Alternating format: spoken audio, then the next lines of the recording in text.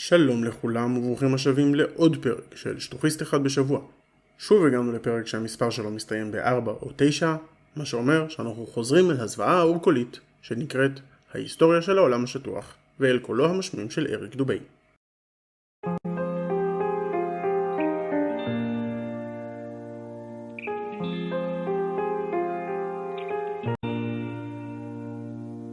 את הפרק הקודם סיימנו בזה שהוא התחיל לקשקש על כמה מתוך האסטרונאוטים ואחרי זה כמה מתוך המדענים הגדולים של 500 השנים האחרונות היו בונים חופשיים. בנושא הזה כבר טיפלתי בפרק 33 של הסדרה סטגדיש שעסק בקשקשת של מתן על הבונים החופשיים. אז ברשותכם דילגתי על כל הקטע שאורכו כמעט 2 דקות ואני ממשיך ברגע שהוא עובר נושא. מי שבכל זאת מעוניין לגרום לעצמו נזק מוחי קבוע, קישור עם טיימסטמפ מצורף בתיאור הסרטון. Before the first Apollo missions ever even cleared the launch pad, 11 NASA astronauts died in highly suspicious accidents. Gus Grissom, Roger Chaffee, and Ed White were all cremated together in an Apollo capsule fire during a completely unnecessary and dangerous test where they were strapped down and locked into a 100% oxygen chamber which incinerated the 3 of them to death in seconds. קצת פחות מ-25 שניות. זה הזמן שלקח לו לפלוט עוד שקר. הבדיקה בה נהרגו האסטרונאוטים גריסום, ווייט וצ'אפי הייתה בדיקה מאוד חיונית, בדיקה לפני שיגור למעשה, כשכל מכל הדלק של הטיל שהיה אמור לקחת אותם לחלל היה מלא בדלק ועלול להתפוצץ בכל רגע. אבל היי, אם אפשר לשקר קצת בידיעה ברורה שאף אחד מהשטחונים לא יטרח לבדוק, אז למה לא? 7 other astronauts, Ted Freeman, Charles Bassett, Elliot C., Russell Rogers, Clifton Williams, Michael Adams, and Robert Lawrence died in 6 separate airplane crashes, and Ed Gibbons in a car crash. 8 of these deaths were in 1967 alone. So many astronauts coincidentally dying under such circumstances is highly unlikely and lends credence to the idea that these were intentional hits by the Masons trying to find the right people to sell their hoax. כמובן, בכל פעם שמישהו נהרג זה כי רצו לחסל אותו בגלל סיבות. זה לא שתאונות קורות באופן די קבוע לצערנו, אבל כשרוצים ללכת להסבר הקונספירופילי, תודה אמיר, כנראה שאין גבול תחתון, והשטחונים ממשיכו לשבור שיאים שליליים. רק תראו את כל מה שקורה עכשיו עם החיסונים, ותבינו לבד. One of the most outspoken of the fallen astronauts was Gus Grissom. By 1967, Grissom had become increasingly irritated and vocally negative about NASA's chances of ever landing a man on the moon. He stated the odds were pretty slim, and famously hung a lemon on the Apollo capsule after it repeatedly failed safety testing procedures. הרבה אנשים פקפקו ביכולות של אמריקה להנחית אדם לירח. אפילו הנשיא ניקסון קיבל 2 נאומים לשני תרחישים אפשריים. האחד כלל הספדים לאסטרונאוטים האמיצים, והשני היה נאום הצלחה. הוא לא טרח להתאמן בכלל על נאום ההצלחה. כן, עד כדי כך אף אחד לא האמין. Grissom threatened to go public with his complaints about the LEM, and even told his wife Betty, quote, "If there ever is a serious accident in the space program, it's likely to be me." פסימיות היא תכונה די נפוצה, במיוחד אצל אנשים שכבר ראו למוות את הלבן של העיניים. וגריסום, בתור טייס יוצא מלחמת קוריאה, הספיק לחמוק בצפורני המוות כמה פעמים. ההרגשה של בסוף הוא עוד יתפוס אותי כבר הופכת למשהו שחיים איתו ביום יום. Right after his murder, government agents raided Grissom's house before anyone had been informed about the fire or his death. They removed all his personal papers and his diary, never to be returned. את המידע לגבי זה חיפשתי ולא מצאתי, אז כרגע אני לא יכול להתייחס אליו. אני אמשיך לחפש, ובמידה ויהיו עדכונים, אני אתן הערה בפרק 59. From 1969 to 1972, the Freemasons at NASA claimed to have landed 6 of their Apollo missions on the moon.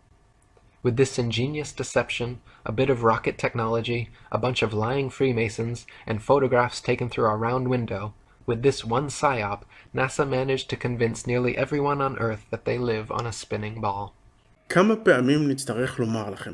צורתו הכדורית של העולם הייתה קונצנזוס כבר לפחות 2400 שנה לפני שחשבו בכלל לצאת אל החלל. תוכנית אפולו והתוכניות שקדמו לה לא נועדו להוכיח את זה שוב, אלא לנצח במרוץ לחלל. ואם כבר דיברנו על זה, אז איזה אינטרס היה לרוסיה לשתף פעולה עם המרוץ לחלל אם הם ידעו שזה פייק? לא היה להם קל יותר לומר, האמריקאים משקרים, אין חלל, ולמשוך מתחתם את השטיח? אבל כמו כל קונספירציה, השטוחים טוענים שהבונים החופשיים שולטים גם ברוסיה, וכולם בעצם שליטי בובה. However, in the documentary A Funny Thing Happened on the Way to the Moon, you can watch official leaked NASA footage showing Apollo 11 astronauts Buzz Aldrin, Neil Armstrong, and Michael Collins for almost an hour using transparencies and camera tricks to fake shots of a round Earth. They communicate over audio with control in Houston about how to accurately stage the shot, and someone keeps prompting them on how to effectively manipulate the camera to achieve the desired effect. First they blacked out all the windows except for a downward-facing circular one, which they aimed the camera towards from several feet away. This created the illusion of a ball-shaped Earth surrounded by the blackness of space, when in fact it was simply a round window in their dark cabin. Neil Armstrong claimed at this point to be 130,000 miles from Earth, halfway to the moon, but when camera tricks were finished, the viewer could see for themselves the astronauts were not more than a couple dozen miles above the Earth's surface in a high-altitude plane. These images showing a globular world soon became the Freemasons' most valuable tool in altering public perception about the shape of the Earth. אני לא ראיתי פה לא שקופיות, לא תעלולי מצלמה, לא שמעתי תדרוכים מהבקרה ועוד כל מיני שטויות שהוא קשקש בדקה האחרונה. השטוחנים לקחו את זה בתור אמת מוחלטת, למרות שכל מה שזה זה פריידוליה פר אקסלנס. חשיבה ביקורתית היא כנראה כן מילה גסה כשמדברים על שטופי המוח של העולם השטוח. Since the original so-called blue marble image, NASA has provided the public with many more pictures and videos showing a globe Earth, touting veritable photographic proof that Pythagoras' 2,500-year-old theory was finally validated. When seen with a skeptical eye, however, professional photoanalysts have dissected several NASA images of the ball Earth and found undeniable proof of computer editing. יש תמונה אחת ארוכה שהיא הבלו מרבל משנת 2012, שהסיבה שהיא ארוכה זה כי היא צולמה בחלקים שהודבקו זה לזה בפוטושופ. כל שאר התמונות הן בקליק אחד ממרחקים שונים מפני השטח. For example, images of the Earth allegedly taken from the moon have proven to be copied and pasted in, as evidenced by rectangular cuts found in the black background around the Earth by adjusting brightness and contrast levels. If they were truly on the moon, and Earth was truly a ball, there would be no need to fake such pictures. זה דורש הסבר קצת מעמיק למי שלא למד על אלגוריתמים של דחיסת תמונה. אז ככה, תמונה דיגיטלית נשמרת בתור התחלה בתור ביטמאפ, כלומר, כל פיקסל מקבל את ערך הצבע שלו ב3 בייטים. אז בחשבון פשוט, תמונה סטנדרטית של 8 מגה פיקסל אמורה לתפוס 3 כפול 8 שהם 24 מגה בייט. בפועל, בגלל אלגוריתמים שונים שהמצלמה מפעילה על המידע, התמונה שוקלת הרבה פחות מעשירית מהגודל הזה, תלוי באלגוריתם. אחת מהתוצאות של הדחיסה הזו היא אותם ארטיפקטים של קוביות או קופסאות, כשרואים שמשחקים עם הבהירות. בתמונה המקורית, זו שצולמה במצלמת פילם, זה לא קיים. סרטון של CriticalYM שמסביר את זה יפה, מופיע בתיאור הסרטון. When NASA's images of the ball Earth are compared with one another, the coloration of the land and oceans and relative size of the continents are consistently so drastically different from one another as to prove beyond any reasonable doubt that the pictures are all fake. חיישני מצלמה שונים, עדשות שונות, חשיפות שונות, אלגוריתם עיבוד שונה, מרחק שונה מפני השטח. אם התמונות היו זהות, אז הייתי חושד שמישהו משקר לי, לא להפך. אבל כמו שאמרתי, חשיבה ביקורתית מעולם לא הייתה הצד החזק אצל שטיחונים. NASA has many alleged photographs of the ball Earth which show several exact copy and pasted duplicate cloud patterns. Cheeky graphics artists have even placed things like faces, dragons, and the word sex into cloud patterns over various ball Earth pictures. One recent Pluto picture clearly has a picture of Disney's Pluto the dog layered into the background. בבלו מרבל של 2012 זה בהחלט קרה כי לא היה כיסוי מלא של הלוויין, בגלל שכדור הארץ מסתובב מהר יותר ממה שהלוויין הצליח לצלם. אז את המרווחים השלימו בצורה אחרת. את היבשות והאוקיינוס מתמונות אחרות, ואת העננים בקופי פייסט. ולגבי מילים שמופיעות בתבניות העננים, אתם יודעים מה אומרים. מי שרואה דברים כאלה, זה רק כי זה מה שיש לו בראש. ולגבי פלוטו, טיעון מעניין, רק חבל שהוא לא עומד במבחן המציאות. הכלב פלוטו קיבל את השם שלו בגלל ואחרי גילוי פלוטו. ובאותה תקופה הרזולוציה לא אפשרה לדעת את זה, מה שראו מפלוטו הוא נקודה בגודל כמה פיקסלים, לא יותר.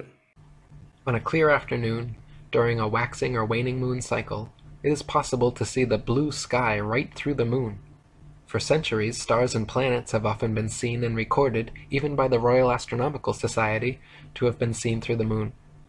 If the moon is translucent enough to see objects through it, it cannot be the solid, spherical planetoid claimed by NASA and modern astronomers. לגבי השמיים הכחולים, זה פשוט אריק לא מבין שום דבר בהתנהגות של אור. אור בהיר משתלט על אזורים כהים. בגלל זה אפשר לראות את הראש של המגדל באשלים גם בלי שרואים את המגדל עצמו. המגדל לא מחזיר את אותה כמות של אור כמו הראש, ולכן הוא נבלע ברקע. אז בדיוק אותו דבר גם פה. ולגבי כוכבים זה עוד שקר. תמיד בצילומים האלו זה תמונת סטילס או פריים אחד מתוך סרטון, אף פעם לא רואים וידאו של כוכב דרך הירח. מעניין למה. הסיבה האמיתית היא לרוב פיקסלים מתים במצלמה. וזהו להיום חברים. אני מקווה שהיום למדנו ששטיחונים לא מבינים שום דבר באף נושא. לא על צילום דיגיטלי, לא על מאפיינים של תמונה ומה משפיע עליהם, ומעל הכל יש פריידוליה חמורה שמשפיעה על כושר החשיבה שלהם. אני רוצה שכולנו ניקח את הזמן להודות לאריק דובאי שידגים לנו שוב שלא רק מדוזות יכולות להסתדר יופי גם בלי מוח. לפני סיום אני רוצה להודות לפטרונים שלי שבלעדיהם הרוב הגדול מתוך כל זה לא היה קורה. אם אהבתם, לייק והרשמה לעזרות יעזרו מאוד, ואם ממש אהבתם, קישור לפטריון מצורף בתיאור הסרטון. אני הייתי כמו תמיד rndthinker ונתראה בסרטון הבא. Mad world, mad world.